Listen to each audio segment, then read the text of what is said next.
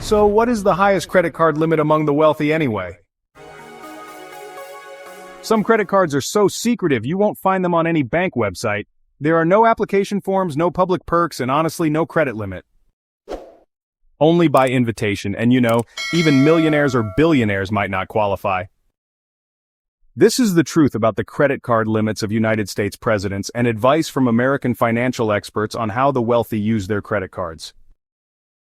They use these cards to fly for free, get luxury upgrades, and earn millions in cash back, all without paying a single cent in interest.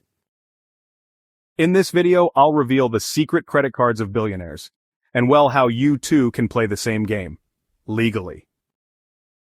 Here are some of the most exclusive high-limit credit cards. 1. American Express Centurion Card, also known as the Black Card. It has no preset spending limit. This card is known as the Elite Black Card for the ultra-wealthy. Users must spend around $250,000 to $450,000 per year to keep the card. The initiation fee is $10,000 and the annual fee is $5,000. So let's talk about the benefits first. You get global concierge service access to VIP airport lounges and some pretty amazing 5-star hotel perks. But, the costs are high. Both the initiation and annual fees are way higher than what you'd see with beginner credit cards.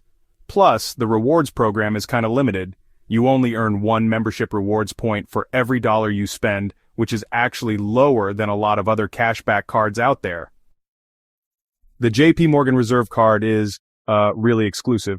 It's only for private bank clients who have at least $10 million in assets at JP Morgan. What's wild is, it doesn't report to credit bureaus, so you can spend pretty freely without it ever impacting your credit score. There's no preset limit, and the annual fee is $550. This card is literally made of heavy metal. It's laser-etched, plated in palladium and 23-karat gold. Honestly, it's a true status symbol among the elites.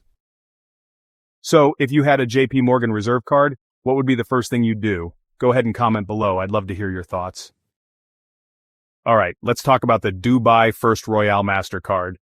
This card is really for ultra-exclusive invitees. Only a few hundred people across the whole world actually own one. It's custom-made, trimmed in real gold, and get this, there's a diamond embedded right in the center. For example, if you want tickets to an F1 race, all you have to do is call your card manager is to be given a separate accommodation for a Formula 1 race. This card is really reserved for royalty, billionaires, and, even heads of state. There are no spending limits. You get a 24/7 dedicated financial concierge. And the annual fee? It's around $2,000. Who do you think owns a diamond-studded card like this? I bet President Trump qualifies. 4.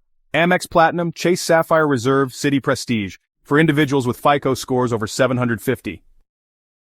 Credit limits can range from $100,000 to over $1 million depending on spending history and income. Ideal for travel and business professionals. So, what about the credit cards of US presidents or, world leaders? Well, these cards aren't really powerful for personal shopping, but are actually designed for security and restricted governmental use. There aren't any official sources out there, but here is what we know from various sources. First off, US presidents don't use personal credit cards for official trips. For government travel, the president and staff use GSA Smart Pay cards issued by the Department of the Treasury, not personal credit cards. These government cards have limits that are set based on the mission's purpose, whether it's security, diplomacy, or logistics. They definitely don't have infinite value like those billionaire credit cards, not even close. So, do presidents actually have personal credit cards? Well, for their personal assets, presidents may own elite cards like the American Express Centurion or the JP Morgan Reserve. But their finances have to be disclosed under public service laws. For example, Donald Trump has many bank and credit accounts, but honestly, no one knows exactly which card he uses unless it's listed in official reports. 3. The most powerful credit cards aren't actually in the hands of world leaders. The highest limit cards, often with unlimited or multi-million-dollar limits, belong to... So when we talk about the people who actually own those super high limit cards, we're usually looking at finance CEOs' old wealth dynasties like the Rothschilds and Rockefellers, and of course tech billionaires, think Elon Musk, Jeff Bezos, Bill Gates, Warren Buffett, and others in that league. In summary, the US president's credit card isn't some kind of limitless personal card. It's actually controlled and restricted by government budgets, which makes a lot of sense when you think about it. If they do have personal cards, they're basically treated like other wealthy citizens, closely monitored, because of legal and security risks. So, when should you use a credit card? Well, it's best to use one when you can control your spending, only buy what you can actually pay off in full each month, and, try not to spend emotionally. You might want to use a credit card when you're looking to build your credit. This can help you raise your credit limit, get those low-interest loans, and even leverage banks for business and investment purposes.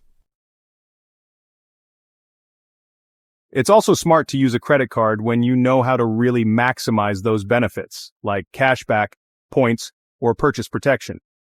Personally, I use my business spending to earn points, which helps cover daily essentials like gas and food.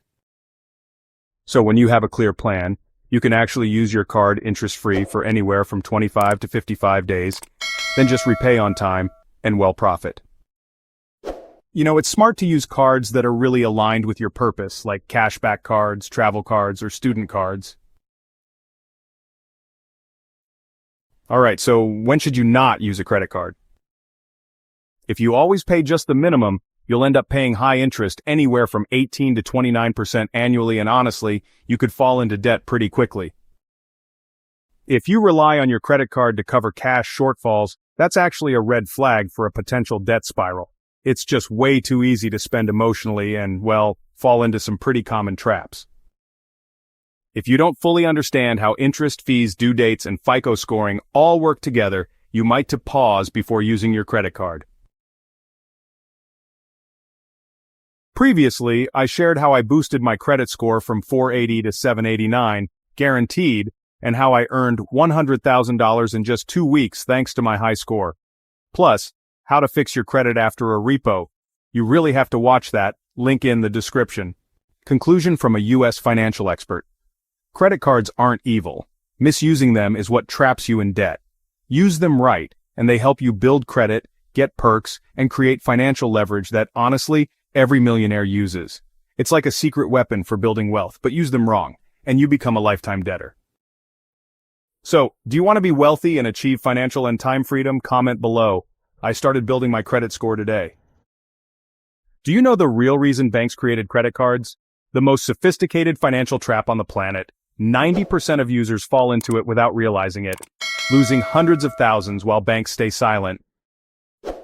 Please watch the next video. If this helped you learn something new, please like, subscribe, and hit the bell. Don't miss upcoming videos where I share personal finance knowledge, how to make money online, and the mindset that helped me earn $1 million in 3 years. Thank you so much. Wishing you health, happiness, and